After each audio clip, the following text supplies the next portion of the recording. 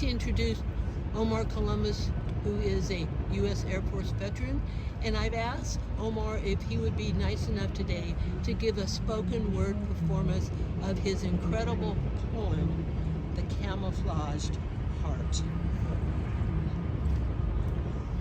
Like she said, my name is Omar Columbus, and this is my poem, Camouflaged Heart. War makes humans human. Conflict is universal. From the beginning, there was war, before I was born and lifetimes afar. Battles rage as mankind ages, yet never learns from past mistakes or from stories of those who live to tell of what war remains, a living hell. I had never been more present than at that moment, standing there in a desert land, hearing a foreign language I could not understand. Camouflage dressed so that I could blend in. Desensitized to suffering and pain, only a camouflaged heart remained. A predator drone loitered above, waiting to dehumanize the enemy. With my weapon in hand, encircled by sand, requesting a drone strike, reports of Taliban. With drone sights locked on to an evading man, left his truck in the sand and away he ran. But with crosshairs locked on, the moving target engaged, the coordinates called in, hellfire missiles rained. Dust and blood splattered and settled, my life forever changed. You see, it's the things you can't see that hurt me the most. Only a camouflaged heart remains. I'm no longer a warrior, now a veteran, seeking renewal and transitioning to peace. But still, dreams of war knock at my door. I try not to let them in. They invade, they conquer, they win. My willingness to do whatever to do outweighed my fear to die. But searching for weapons of mass destruction turned out to be a damn lie. And the guilt that comes from surviving, isolating, comrades did not make it back alive, hyperventilating, my nightmares evolve into daymares. No one sees, no one cares. What I've experienced, what I've done. I was once an asset, now a liability. Medicate the veteran. Keep him numb. In a country broken into pieces, currently, I see no peace. I'm constantly worried about mankind because the next man may not be kind.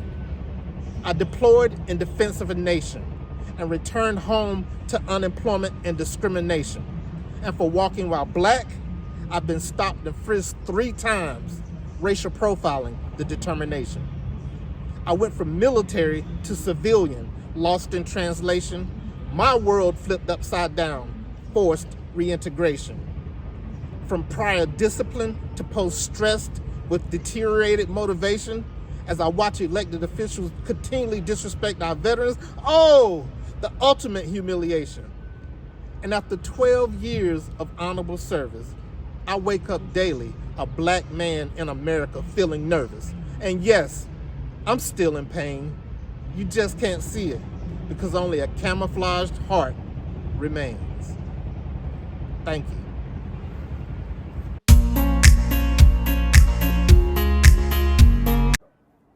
Good morning. Today we're at the Vet Art Pop-Up Cafe on the west steps of the Capitol building here in Sacramento. And we're interviewing Army veteran, Vietnam combat veteran, Dave Fernandez.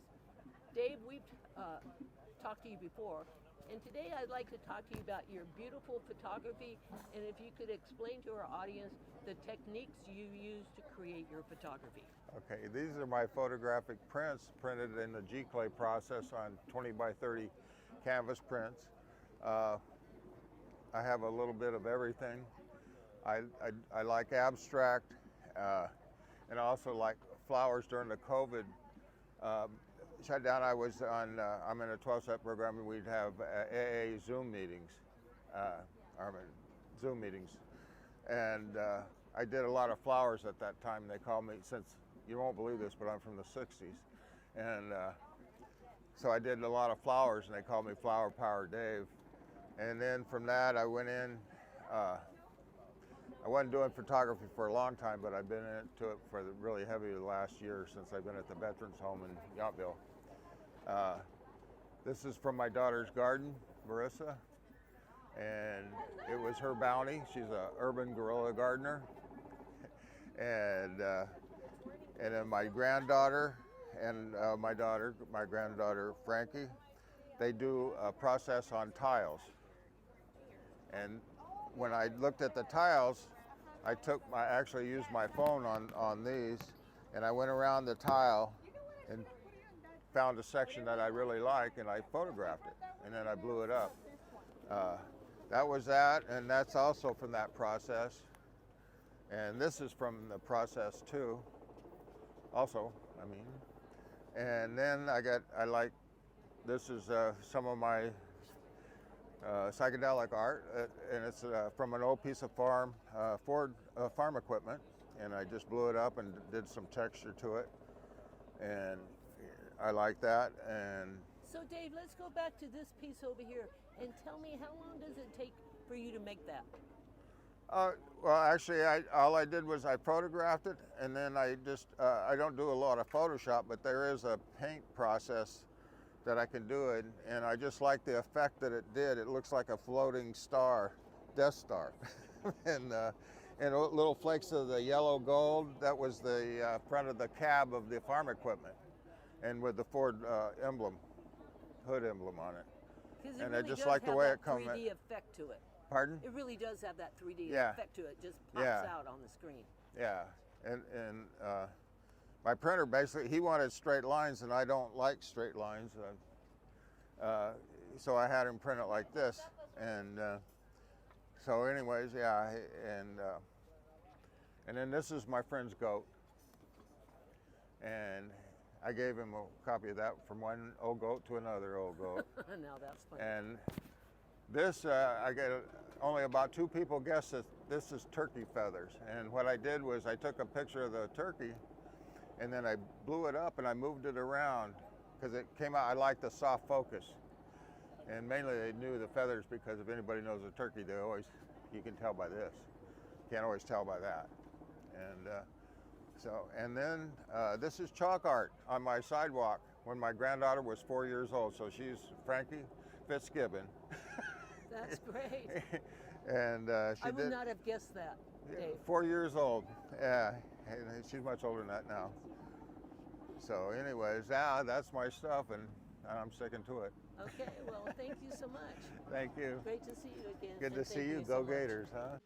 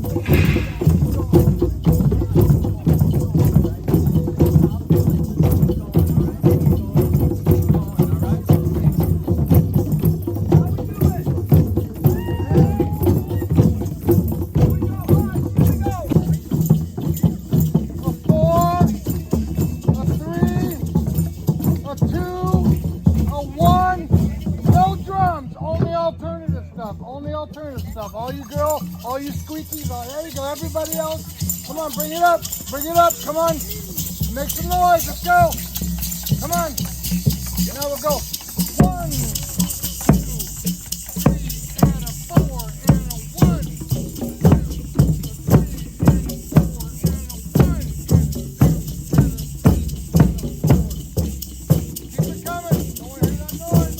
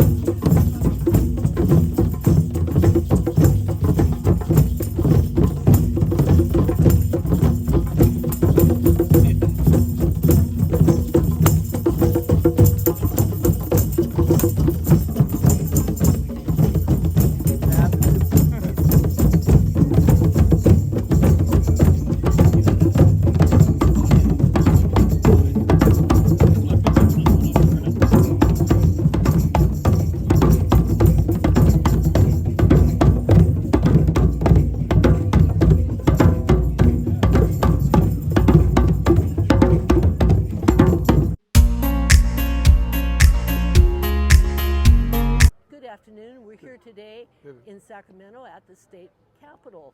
And we are interviewing veteran artists who are here showing their art with Vet Art Pop-Up Cafe. Yeah. So I'd like to introduce Sidney Tuggerson Jr. Yes. And Cindy, can you tell me a little bit about your military experience? And I see by your shirt you were in the Marine Corps. What Yes. did you do when you were in? Yes, I enlisted in the Marines in 1966, August of 1966.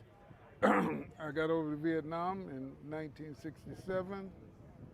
I served over in Vietnam for 14 months. Left out of Vietnam, came back to North Carolina, which I served there for about 9 months. And then I left there and went up to Washington, D.C., which I was in Washington, D.C. with President Nixon, served under him.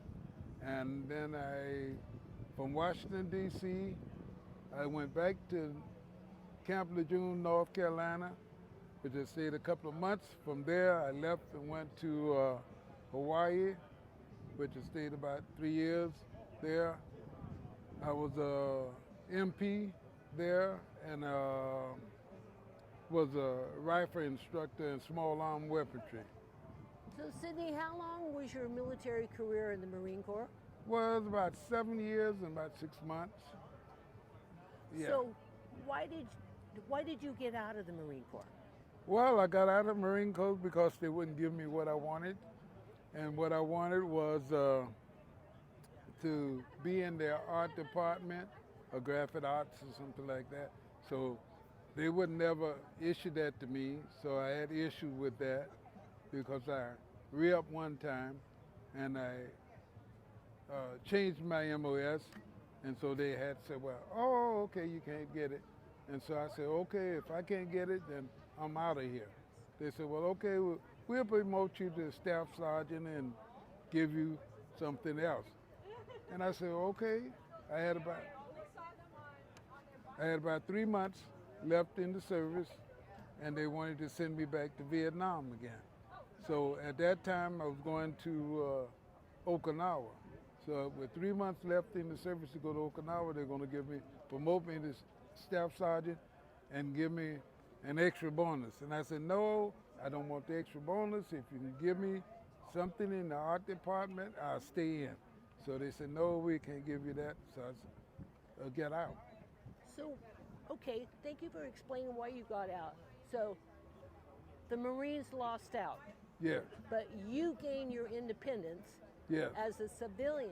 So did creating your art help you deal with your PTSD that you experienced when you were in the Yes, I military? said it did help me when I was younger because I was artist before I went into service, and that helped me along the way. So I was creating art the whole time I was in the service and doing that, and I was going to school when I was in and out. Wherever I was my duty station, I would try to get into an art course or something like that to help me out.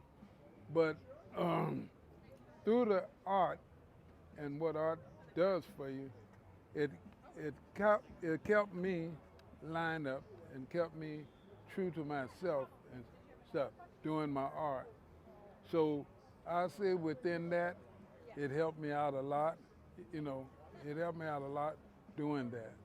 So, but in this, to say that it helped me a lot, I didn't really realize it until I came known with other veterans that was in the art field, that was doing art. And it was helping them out. Because I was artist all the time and creating art, I never thought it was in there to help me. But I guess I was grounded the whole time, you know, because I was also into art. Now that I look at it back in retrospect, it helped me out a lot. But now, as I get older, a lot of this stuff, we acquaint myself with the time that I was in now. Now to me, what your favorite piece of art is that you brought Yes. and why it's so important to Yes, you? this is butterfly eyes, and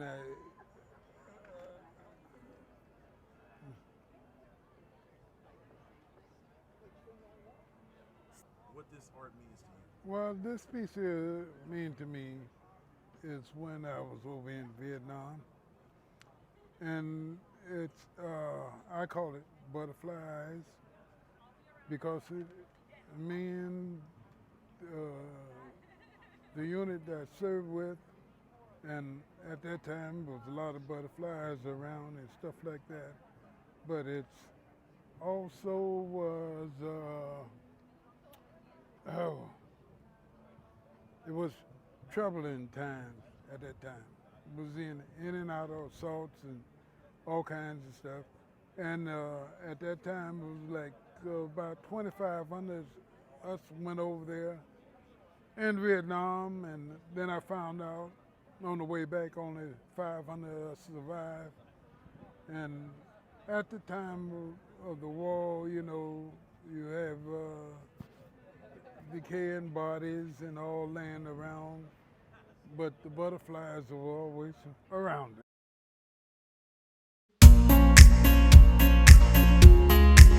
Good morning. Today we're in Sacramento at the State Capitol building and we're interviewing Vietnam veteran. He's a combat veteran of the Special Forces and he's an incredible artist, John Nesbitt. So John, I have 3 questions I'd like to ask you today. Yes, ma'am. And because I know you and I know your incredible story, as a Vietnam combat veteran, I know you suffered from exposure to Agent Orange, but also PTSD. So how has art, creating your beautiful art, how has that helped you to cope with PTSD? Well, first is that the things that go through my mind that were negative had images. And as long as they had images, I was able to either sketch, draw, or do some watercolor at the beginning. So the more I tried to express my negative and get it out from me, other people were saying to me, I like your colors, I like the way you draw.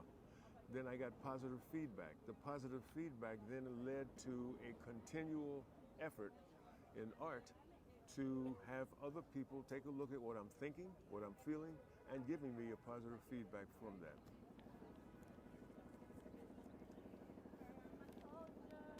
I know you've been an art teacher for a long time. So Yes, how long ma'am. have you taught art? I've- And this is kind of a 2-part question. So not only how long have you taught art, how do you teach it to prisoners or veterans so they can better cope with their own out of control emotions? Okay. I taught art at least for 25 years. And in that time, veterans, people from prison need to go back and understand who they are first. In other words, why in your post-traumatic, the level of trauma that you receive is based on the kind of life you've lived. If you've lived in New York City, your trauma is handled in a different way than if you lived on a farm. And if you lived on the farm, the trauma is a little bit heavier. If you lived in New York City, you come and deal with things and pass them off in a minute. Like an example would be the dog that I had got killed, run over in New York City at 10 o'clock in the morning. By 2 o'clock in the afternoon, I had a new dog. My friend who's had a farm, when his dog got killed, the family had a prayer. They talked about him over the dinner table. They waited another week and then they got another dog. So how people deal with their particular trauma a lot of times has to do with the level of activity and behavior that they have at the end of their day. Well, you kind of answered the question, but I'm going to ask it in a different way. This is the 3rd question. How do you, as an art teacher, persuade the people that you are teaching, whether they're veterans or incarceration, to turn that negative, emotional, dark energy into something positive, lifting, and filled with light? How do you teach that? Well, one thing is that I show people some of the things that I paint and I draw. If they like that, then they themselves want to get that same skill. But discussing the different levels of pain that you experience in your life has to do with how you express yourself in art. This way, you're not expressing yourself in behavior, because post-traumatic stress disorder, the disorder is behavior, and most people don't relate behavior to disorder. So what's happening is that you're out doing things that you don't necessarily approve of, but yet you're doing things that's disorder. So if you can try to bring back the pain that you do and express it in the form of art, then other people can, one, relate to your pain, two, forgive your pain, three, can look at how they can express their pain themselves as young artists. So it's setting an example by myself of what I've had to go through and how I use art, and if they like my art, then that influences them to try to plan or play some art themselves. Okay, John, can you tell me which one of these paintings you have on display today is your favorite painting, and why, and what inspired you to create it? Well, one, this painting here is one of my favorites because I have ocean animals here, I have the nature and space here, because I combine the three things of ocean or water, land, and space. If I do that, the space factor is when I get off on my own and I can deal with my own pain. The earth factor is other people, and the ocean factor is when I can go out and look at the ocean, go swimming, and use water as a healing tool. So this painting right here has done a lot of things good for me based on the environment that I'm experiencing, while this one guy right here is looking, and he's got a couple of little buddies over here who's represented, so that nature is represented in a good way. This painting is winter, and I struggle with winter sometimes because of the cold, because my natural blood temperature is 97.8, not 98.6. So when I'm in the jungle and people are burning up, I'm okay. But the minute it gets chilly out here, I'm freezing. So this I painted as a positive-negative relationship to what's happening in my life.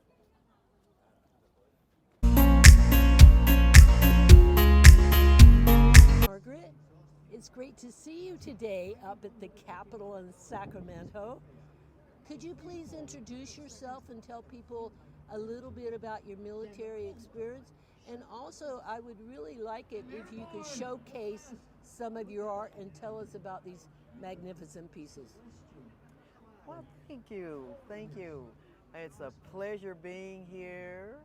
And my name is Margaret Abdoulaye, and I actually have an African name because I was born on Wednesday. My name is Ekua. So for those that would like to use that, it's okay. Now, I served in the Marine Corps. I did a short time inside in the Marines. Okay, I was stationed in 29 Palms and in Camp Pendleton.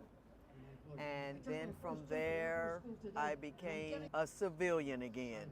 Margaret, could you tell us about your beautiful art and tell us what compelled you to start creating this? Now, I've known you for a while now, so I know your story, but I would like for you to pick out one or two pieces and tell us why you made them and why they're so important to you, their significance to you. Well, thank you for asking.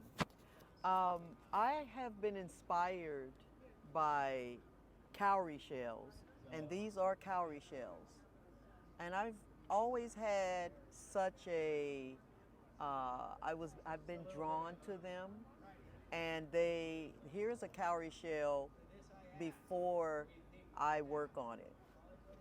Okay, so I end up cutting them, and when I do, I'm creating what I call medicine bags. And I have Zen as this in the medicine bags. And in there there is a space behind each shell that gives you the ability to place a affirmation note or a gemstone or something that you would call medicine, something that would remind you of your healing and maybe give you a happy thought when you touch it or remind yourself. And so I've been doing this for quite some time, and I make them not necessarily to sell, it's more to share. So whenever I would come across someone that I felt I would love to gift it to, I would give them a what I call a medicine bag. It is a story. Each one tells a story of what I was thinking. These are actually physical thoughts. That's what I call them, physical thoughts. That you've manifested into something. Right, exactly. This is what I was thinking.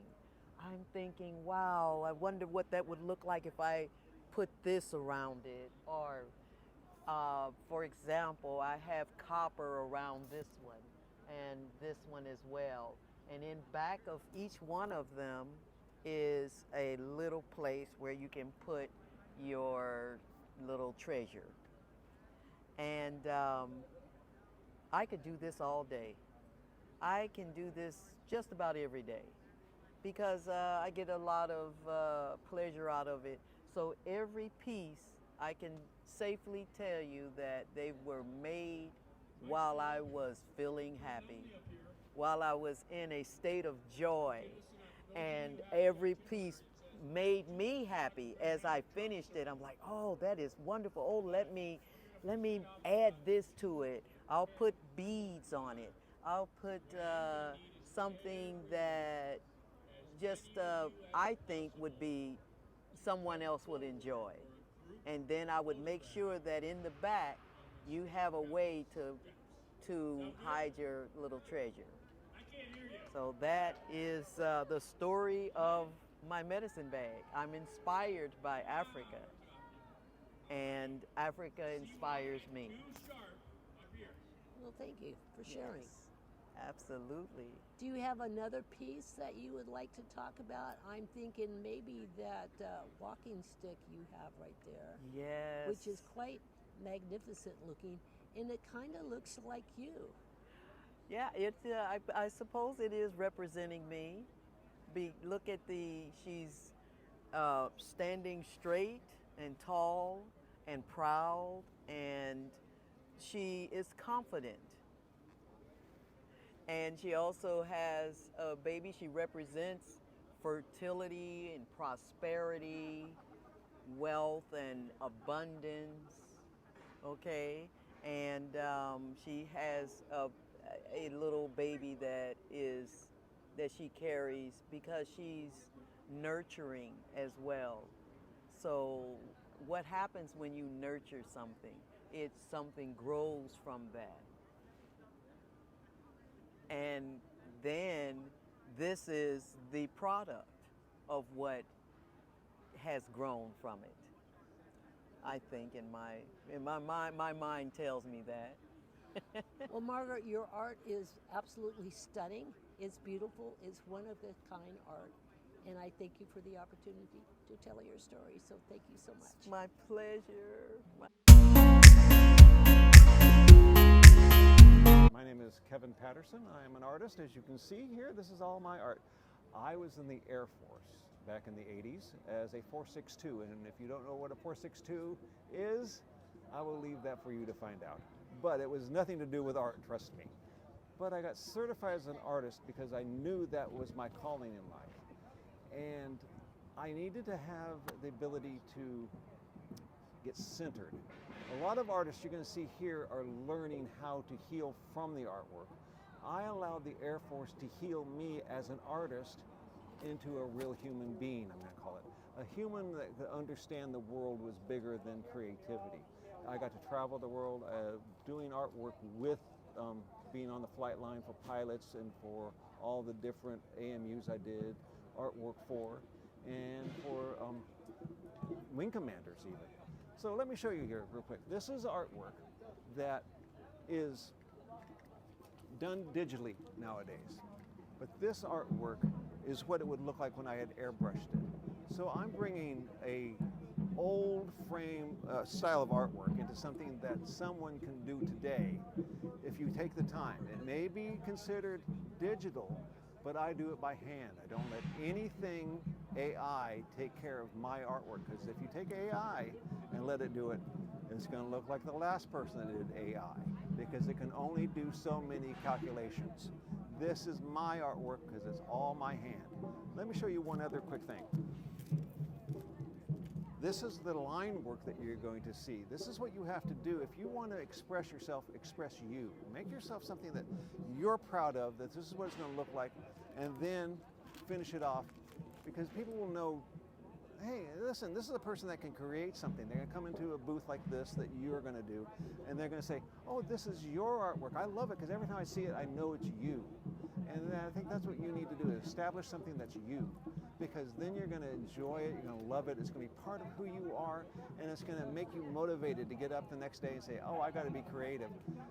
But still live in the real world. Don't be somebody that's so creative you don't have a place to live in the world.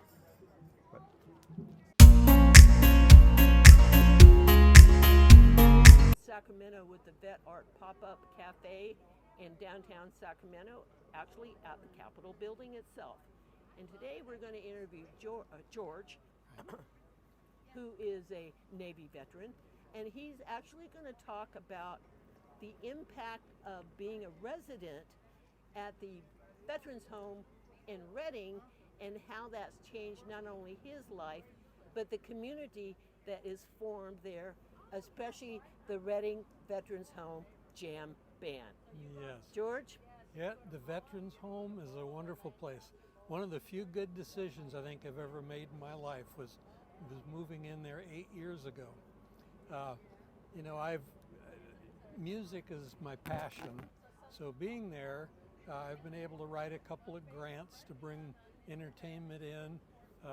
First year, I bought a dozen ukuleles and taught some of the residents how to play ukuleles. The next year, I rewrote the grant, asked them what they wanted to do. They said, let's have a band. So we put together a veterans band. We practice every Thursday. We play for happy hour. These guys all think they're rock and roll stars. I think the average age is about probably 90, somewhere in 90. This guy right here is 102 years old, plays the harmonica. So, you know, they're having a lot of fun. We've got a fellowship between the band members. It's improves everybody's mental health. The residents love the band. They sing along with us when we play. So, you know, it's a wonderful place. If you're ever thinking about getting old and retiring, consider the Redding Veterans Home. It's a beautiful place. It's like a 5-star hotel living there. What surprised, here's a question for you. Living at a veterans home, what was your conception of that before you went in? Well, and then, hang on a second. Okay. How did your perception change with reality, since you're describing it pretty much like a resort? Yes, that's the way I refer to it. I call it the Veterans Resort and Spa. But it's a beautiful place. Yeah, my concept, I had been there playing music. I'm on the board of directors for the California State Old Time Fiddlers, and we would perform there for the residents. And the activity director there invited me. They were opening up a wing for independent living. I checked it out. A month later, I was living there, and that's when it was brand new. You have to wait a little bit longer now, probably, to get in. There's a waiting list. but it was a good decision. I've never looked back and regretted that I moved there. Well, very good. Thank you for the interview. You bet. Thank you for interviewing me. Hi, Phyllis. It's great to see you again. Thank you. I've known you for a long time. And I really would like to say congratulations are in order because of this painting you recently completed. And can you give me the title of your painting? Yes, it's called From Within of Below Depths. From Within the Below Depths. And it really is a beautiful painting. And I know recently, you're from the Los Angeles area, so I know recently you submitted this to a VA contest. Yes. Can you tell me about that contest and what happened with this painting? Oh, yes. It's an honorable contest that happens annually every year. It's called the Creative VA Arts Festival Competition. And one of the wonderful recreational therapists named Bruce Garrett handles that every annual event. And I had the honor to participate, submit my submission art from within the great depths, which is all about the living world of deep within the ocean and how amazed I am as an artist, and I wanted to convey the powerful life that is ever being discovered from the depths of the ocean. It seems like every 3 to 6 months, life energy is often found that is a new discovery that has us at odds to think about what else is down there, what unexplored territory is beneath the deep depths. So I had an idea of doing a surrealism effect of a great entity submerging up bubbling waters and a few tiny minuscule features, an eye, some wings, some claws, hands, and other magnificent gravity pulling of the deep waters into more strengthening bubbles and so forth. So that is my creation, and to my honor, I got the week later the notice that I won first place. And so it's going to the Nationals, and hopefully it will be, a reproduction will be on display at the Dulles International Airport, because they discovered it as they were watching the various selection of art won, and they said, if you make it to the Nationals, we would really like to exhibit the art. And if you don't make it, we would like to have it curated at our gallery area of Dulles International. So it's a win-win situation and honor to let the world know that us veterans and our art should be taken seriously, and we have it as an honor to have our art to motivate and to how art speaks to you. So thank you. Thank you so much, and congratulations. Thank you. You do wonderful work. Thank you. Phyllis. Thank you. Hi, Eugene. Hi, how are you? Nice to see you today. Pleased to meet We're you at the as Vet well. Art Pop-Up Arts Cafe in Yes. Sacramento at the steps of the Capitol building. Yes. So we'd like to ask you who you are and which branch of the military that you served in. My name is Eugene R. Rivera, and I served in the United States Army, 1979, 1987. I have 2 honorable discharges. How I feel about art is because it makes me express my innermost feelings about the world itself. I'm able to get out of my own skin, to make my creative juices flowing, such as my pants, such as my acrylic pours or fluid pours, and also my hats and my shirts as well. I've been doing art, abstract art, for about close to 10 years now at this time. And it really makes me go out of my head, also makes me feel better, and I'm free from all my worries in this world. I am free, and I love Sacramento. I would love to do this again and again and again. And I earnestly encourage anyone who don't know anything about art or anything like that to expand and profess yourself, as your creative juices will flow eventually. Just one little piece can make you untouchable when it comes to art and creativity, such as my own art and such as my own self. Is self-expression is art, and it really makes you feel alive. That's how I feel about art in general. And everybody should feel the same way.